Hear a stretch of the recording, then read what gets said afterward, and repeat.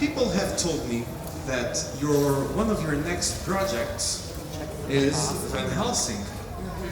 You'll be Dracula. Have you filmed it yet? Yes, I have filmed 2 episodes in the 4th season, which is going to be released on Sci-Fi at the end of this month. In the States, anyway. I'm not sure exactly when it comes over here. But yeah, that's a 13-episode order for the 4th season. And I'm in episode 7 and episode 13, and then we'll be set up for more in next season. Season 5. And how was the experience? It was fantastic. A really nice group of people. I seem to be lucky that I keep finding myself in series or coming into series where the groups of people are wonderful people to work with. It's mostly a Canadian crew. It's shot in Vancouver. And it's, heavy subject matter, obviously, a lot of gore and fighting, but to the ability to play the iconic character of Dracula. Are you the first woman playing Dracula? To my knowledge, yes. Okay. I don't know, I could be wrong, but I think so, yes. And how did you adapt to that role?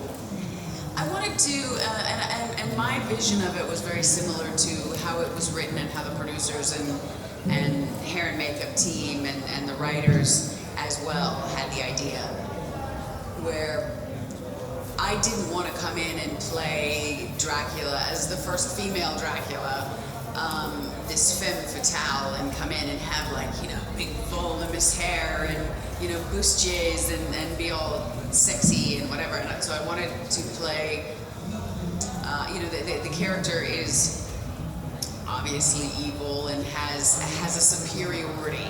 In the first episode that I'm in, she's been down. I mean, obviously the Van Helsings have been fighting her for millennia, and so Abraham Van Helsing has locked her in this portal. So she is very anxious to get out, but she's a little unaware of what's been happening, above.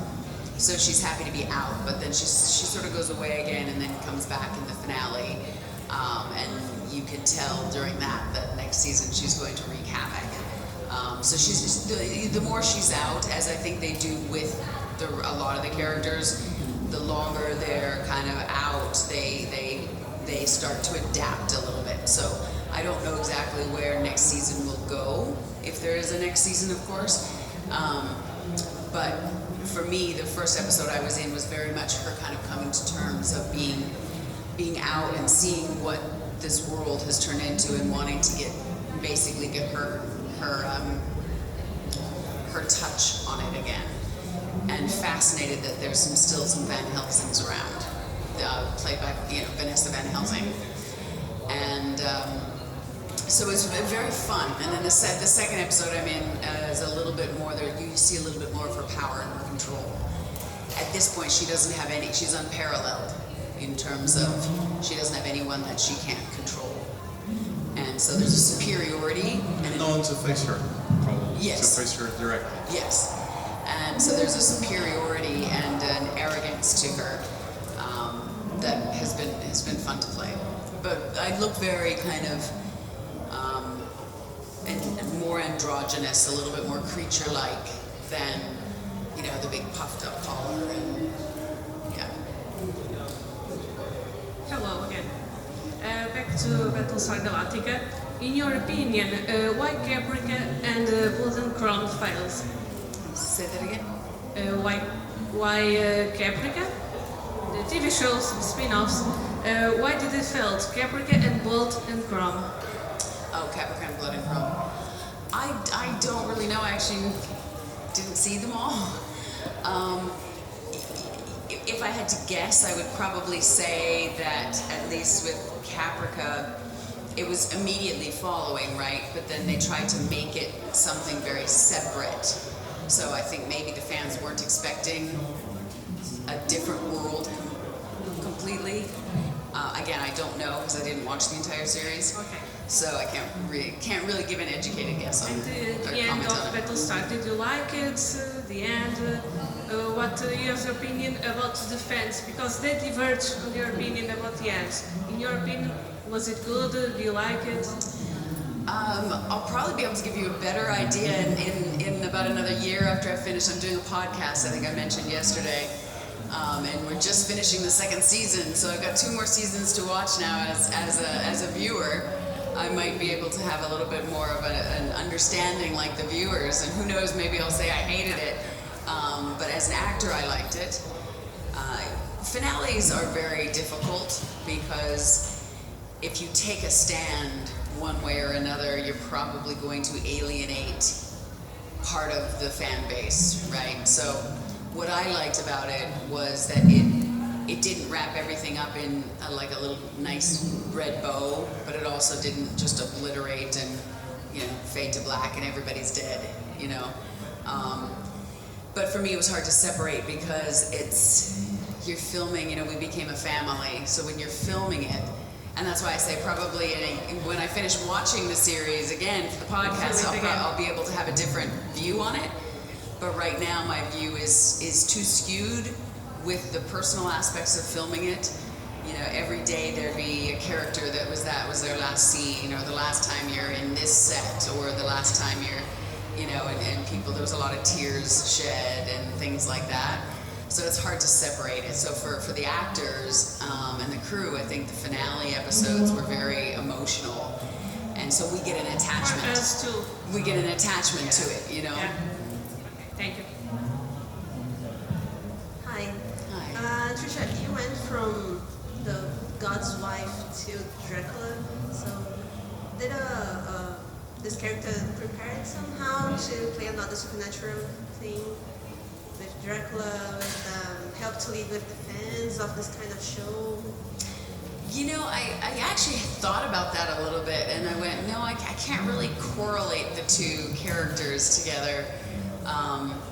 There was a moment when I started filming Lucifer, the first scene, and I'm coming out of this elevator, and I had a moment of nerves right before, you know, they said action before the elevator doors opened, and I went, how do I play the goddess of all creation? Like, this doesn't make sense. And then I remembered, I talked to myself, and I said, you played a robot. Like, you're not a robot. It's okay. You just do your take on it. And, you know, bring it down to, you know, it's a mother wanting her children and wanting what was taken from her and wanting her life back. And then flavor it with something that, you know, could be celestial or something, and let that be in the writing. With Dracula, I was definitely nervous. I think I was more nervous to play Dracula just because it is such a iconic character, and also being, at least to my knowledge, the only female having played it. I think that's maybe why we went a little bit opposite, as opposed to, you know, with the accent and the colors and the fangs and things. Is to make it a little different, and in making it different, I felt like I could just make it my own. I think I mentioned yesterday, I don't know, I didn't grow up with the television and with watching movies, so I didn't have a lot of basis of past movies of Dracula, so of course I have a visual, but I purposely didn't go, oh, I'm gonna go watch a bunch of Dracula movies and then try and emulate what Gary Oldman did, or what, you know, Todd Stashwick, who was here the last few days, played it in Supernatural, right? Or, you know, there's been so many versions of it. I purposely didn't watch because I just wanted to feel and do the material and kind of feel my way through it. Thank you. Another one. Can I? You've been in a bunch of a few geek projects now, nerd projects like with Lucifer and Dracula.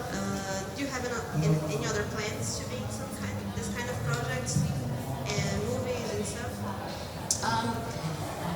I do find myself a lot in the genre. I've also done a lot out of the genre too. Played a lot of lawyers, you know, on Suits and on The Firm, and on Franklin and Bash, and I played, you know, FBI and Dark Blue, and played serial killers in movies, and, you know, so I've played a lot of things outside of the genre as well. But I do have another show coming out that is sort of in the genre called Creepshow, based off the 80s movies, George A. Romero and Stephen King. Greg Nicotero, who is one of the creators and producers on The Walking Dead, he is show running and producing kind of an homage to Creepshow. And Joe Hill, Stephen King's son, is also involved, who was also in the original. He was the child of the cartoon, comic book. Adrienne Barbieri is also involved. She was in one of the vignettes. So it's a series of vignettes. It starts premiering, I think, on the 27th or the 29th of September on Shudder, which is AMC's streaming service. And my episode is going to be on October 17th. And I play one. They're all different stories. DJ Qualls is in it. David Arquette, Giancarlo Esposito. So there's a whole bunch of different vignettes. Some similar to ones from the original Creepshow, and then some completely different stories. But I think they're going to be scary to watch, but fun scary in the Creepshow style. Thank you. Hello. Hi.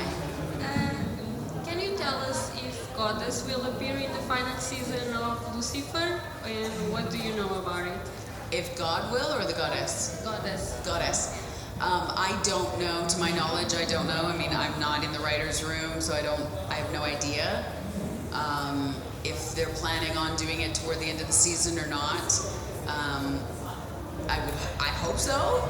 I would like to, but to my knowledge, at this point, I am not involved bringing the goddess back. Thank you. So you've mentioned your podcast about Battlestar Galactica. Joshua Molina also does a podcast about one of his shows with Aaron Sorkin, The West Wing. The West Wing Weekly, which will end with a live, sold-out mega show in January. How is it important for you as an actor to talk about the show you were in and the show that people most associate you with, and how important it is for you to watch that show and talk about it like 10 years after it ended, or almost 10 years after it ended? Well, it's a show that was, it's extremely well written, and doing the rewatch of it, my co-host, Mark Bernardin, also does another podcast, Batman on Batman with Kevin Smith. Yes. And he's a writer as well. He was on the first season of Carnival Row, and he's been on lots of series. He covered Battlestar Galactica for Entertainment Weekly during the run of the show, so he knows the show, and he covered it as a journalist, and a writer. You were both there in different capacities. We were both there in different capacities, and we also have many guests. Sometimes it's just us, and then sometimes we have guests on, everyone from Ron Moore, who created the show, to Edward Olmos. This season we had David Weddle and Bradley Thompson, who wrote a lot of the episodes. They were there to talk about Scar, that particular podcast. And it's been interesting to do. It's fun for me to do and do a rewatch. But I think it's what I've been really taken by surprise with is the relevance in today's world that it still has. If anything, it's almost more relevant to what's going on in society and everything right now than it was 10, 15 years ago. And so that was a bit of an eye-opener for me. Like at first I started it out just going, I was actually at a convention in London, and I was sitting in the green room having lunch, and there's a wonderful actor, John Carroll Lynch, and he sat down beside me, and he said, I just gotta, I didn't know him, and he said, I just gotta tell you, I'm a huge fan of Battlestar, and we just started talking, and I was saying, I haven't seen it since way back then, like I think I need to watch it, and Mark Bernardin was sitting on the other end of the table, and he's like, well, there's an actor from West Wing that does that, and maybe you should, look into doing a podcast, and maybe I should be the one to do it with you, and it all stemmed from John Carroll Lynch. From John Carroll Lynch and Mark Bernardin sitting at Showmasters convention, having lunch. And that's how it started. So, and then Mark and I partnered with Sci-Fi Wire. And it's been a really great experience for me, but the biggest thing that I can say is that I've just really been blown away by how heavy and how relevant it is to our society and our politics and our world today. If I may, I have a follow-up because of that. With all the refugee crisis happening in the world, do you feel that the show became more relevant during these last few years, not as much as when it started, the golden revolution of television? Yeah, I mean, we're about to start the third season. We're just finishing up the second season, and the third season is New Caprica, right? And we're going to be dealing with suicide bombers, and we're going to be dealing with, everything that they're going to be dealing with. And it's really a show about the human condition and survival. And so, yeah, we've been going through some pretty dark times in our world the last few years. And right when we shot the show, 9/11 had just happened prior to that, and we had a poster on the wall in one of the scenes of the soldier holding the flag, and that was so reminiscent of everything, of a photo that had been going on. And you're watching some of the episodes, and it's about this. It's about being fine to lose a couple of raptors full of people just because of the bigger cause, and the amount of the cost of human life, and fighting another side that you don't understand. And in our show it's obviously robots, but it's fighting another side. And then the further the show goes along, you start to understand the Cylon perspective a little bit more, and in some ways almost start to side with them, and then the humans start to do things that you're like, why would you do that? And so it's actually been shocking how affecting it is now. And one thing I enjoy seeing is that some people are, a younger generation is actually watching the show now, and new people are watching it, which I think is important.